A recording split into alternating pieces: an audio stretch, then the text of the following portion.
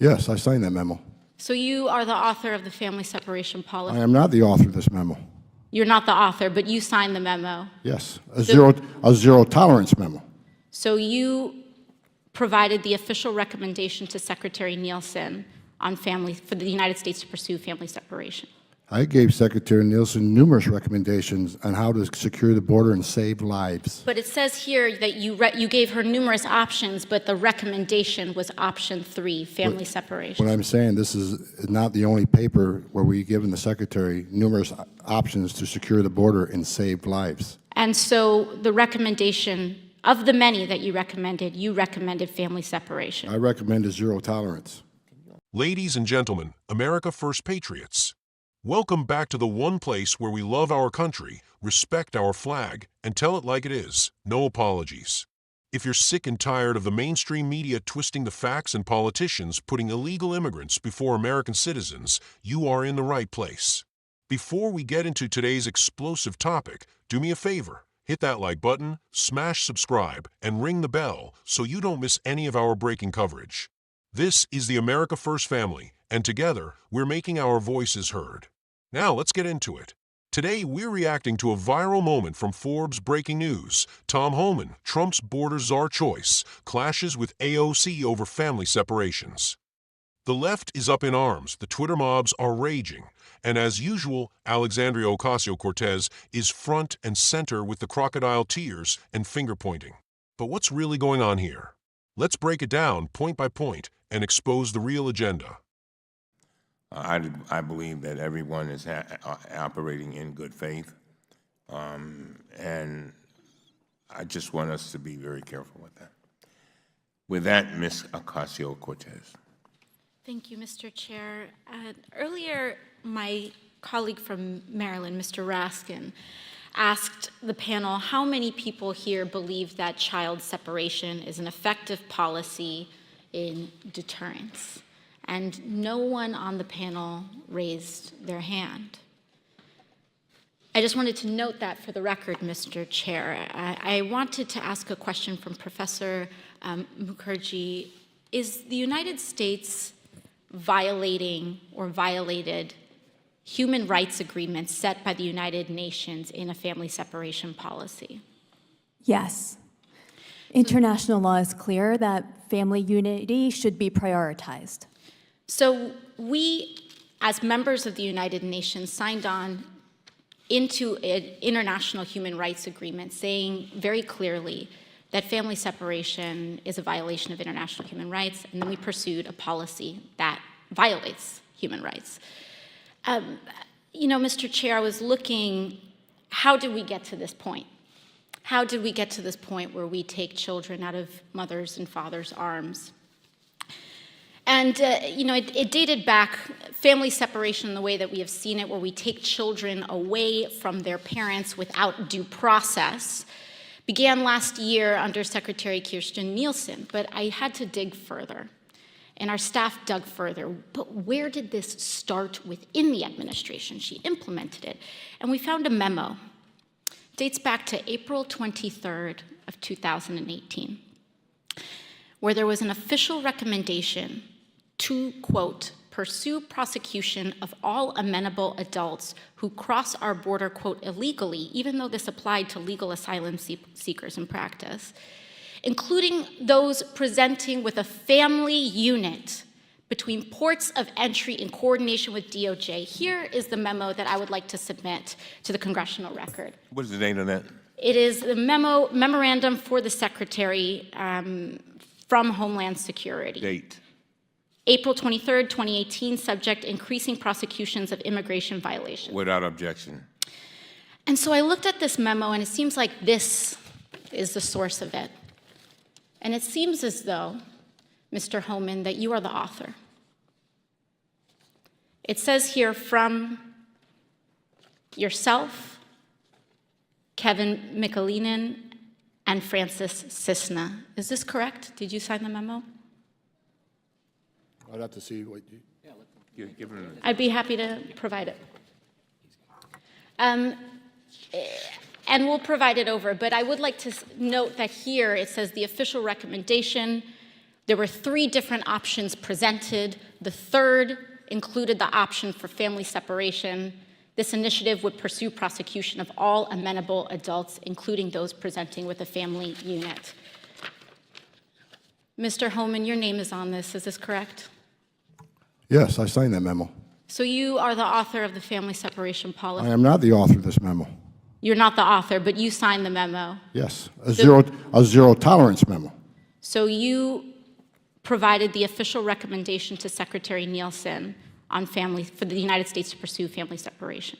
I gave Secretary Nielsen numerous recommendations on how to secure the border and save lives. But it says here that you gave her numerous options, but the recommendation was option 3, family separation. What I'm saying, this is not the only paper where we've given the Secretary numerous options to secure the border and save lives. And so the recommendation, of the many that you recommended family separation, I recommend zero tolerance. which includes family separation. The same as is with every U.S. citizen parent gets arrested when they're with a child. Zero tolerance was interpreted as the policy that separated children from their If I get arrested for DUI and I have a young child in the car, I'm going to be separated. When I was a police officer in New York and I arrested a father for domestic violence, I separated that father Mr. from his Homan, family. with all due respect, legal asylees are not charged with any crime. When you're into the country illegally, it's violation 8 United States Code 1325. Seeking asylum is legal. If you want to seek asylum, you go through the port of entry, do it the legal way. The Attorney General of the United States has made that clear. Okay. Mr. Chair, the memo is submitted to the record for review. Inspector General Costello, one last thing. Is there a record, based on reports throughout the year, and in our hearing earlier this year, we spoke with Ms. Juarez, a mother who lost her child due to inhumane conditions in the facilities. We learned that there is no accurate record and no policy being held of people who are pregnant and people who endure miscarriages. Is there a record of who enters and leaves these facilities? I'm not familiar with the instance you're talking about, but I do believe the facilities keep custody logs and logs, but I'm not familiar with the incident you're talking about. And where would we find those records? I believe all the facilities keep them on site, CBP and ICE facilities. And if you believe that the records are not accessible, or if we find that the records are not accessible, do you believe the committee should seek to request records from DHS on the location of children and those that are detained? Well, we would never opine about what the committee would request and not request, so. Thank you very much. So, AOC starts off by asking the panel if anyone thinks family separation is an effective deterrent. Not a single hand goes up. And you know what? That's because nobody wants to separate families, least of all the men and women down at the border who have to deal with this mess every single day. But here's what the left won't tell you. The whole reason we even have this family separation issue is because people are breaking our laws by crossing the border illegally. Let me ask you folks, if you or I broke the law, if we robbed a bank, if we drove drunk, if we committed any crime, and we had our kids in the car, would the cops just let us go because we're parents? Of course not. We'd be separated from our kids, because that's what happens when you break the law. The rules don't magically change just because you're not a citizen. AOC and her allies love to throw around international law and United Nations as if we should be bowing down to what a bunch of unelected bureaucrats in Geneva think. Excuse me, but this is the United States of America. Our Constitution, our sovereignty, our right to defend our borders come first. If you want to come here, you do it legally, you respect our laws, and you wait your turn like millions of others have done throughout history. Now, AOC digs up an April 2018 memo signed by Tom Homan recommending zero tolerance. The left is acting like this is some kind of smoking gun. But here's what's really in that memo: enforcing the law as written. The memo gave the secretary options. Tom Homan didn't invent these laws out of thin air. He's following the law that Congress passed. If the Democrats in Congress don't like it, maybe they should try changing the law instead of demonizing the people who enforce it. And let's talk about Tom Homan for a minute. This is a man who has dedicated his life to protecting our country, a man who's been on the front lines, who's seen the devastation that open borders bring: human trafficking, fentanyl, cartel violence. The left wants to vilify him because he's effective, because he's not afraid to speak the truth, and because he puts America first. Let's get something straight. Zero tolerance means that every single person who breaks the law is held accountable. That's not cruelty, that's justice. And when parents bring children with them on a dangerous, illegal journey across the border, often with smugglers, sometimes even with people who aren't their real parents, the blame for what happens should fall on the adults making those choices, not on law enforcement. The left loves to make this about innocent asylum seekers, but the reality is most people crossing between ports of entry are not following the legal asylum process. They're coached, they're told what to say, and then they disappear into the country. That's why border security matters, and that's why we need strong policies. Now, AOC tries to shift the conversation to record-keeping, asking about pregnant women, miscarriages, custody logs. Look, nobody is saying the system is perfect. But the answer isn't to hamstring our border agents with more red tape and more bureaucracy.